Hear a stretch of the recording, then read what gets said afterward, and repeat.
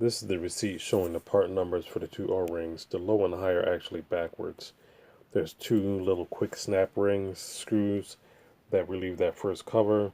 You use a screwdriver to take these little snaps out. You only need to do the four corner runs. They reveal four bolts that are underneath that take that cover off.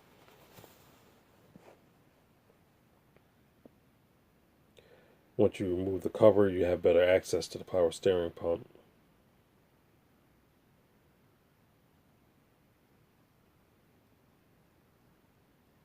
This is a 2006 Acura MDX. You can see the inlet tube for the power steering, the access to the belt. That's the feed tube from the power steering housing. That's the high pressure side where the two bolts removed, being careful not to get any dirt inside. That's the O-ring that needs to be replaced. You can use a small hook to take that out. Those are the two O-rings. They're obviously different sizes, but that's the one they say is supposed to go on there, which is actually not correct. Had to use a breaker bar to relieve the tension on the belt so you can remove the belt from the pulley. The breaker bar didn't give me the right angle, so I had to use a larger ratchet with a pipe so I can get the right angle to get enough of the tension off of the belt to remove it from the pulley. Move the belt up out of the way, off to the side, then remove the pulley itself so I can access the nut that's on the bottom side of that filler tube. The pulley slides off easily, and there's a nut on the bottom right hand side you can see right there where the ankle tube goes in. Very tight to get to. You have to use a socket or a special tool. Remove two bolts from the power steering pump, lower right and off to the left.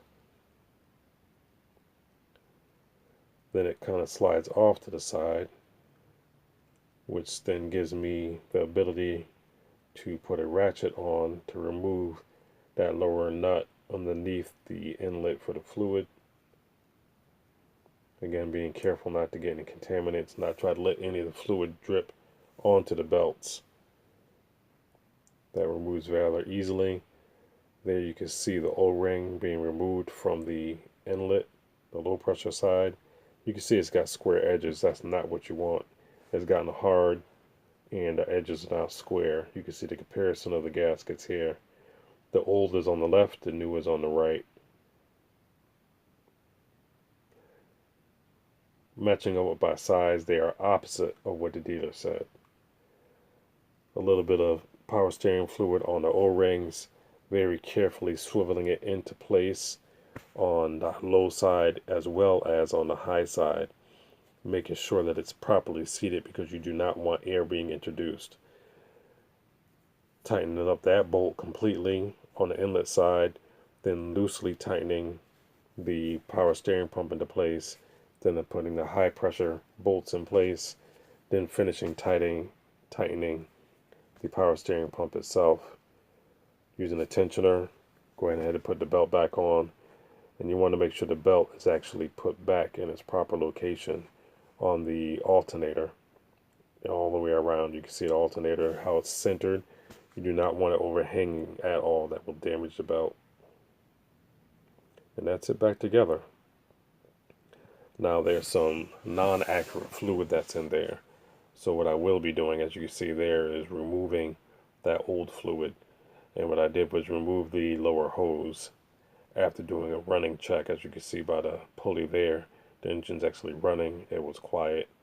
I was pleased with that, and so proceeded to go ahead and clean up the engine bay area because the old power steering fluid had kind of foamed up and overspilled, making it look like it was leaking when it wasn't leaking. And so I decided to go ahead and clean that area up with some brake cleaner and take off the power steering reservoir by pulling straight up, removing that lower hose so I can get all the old fluid out and put in new fluid, as well as clean down around that area. As you can see there, it's nice clear fluid in there.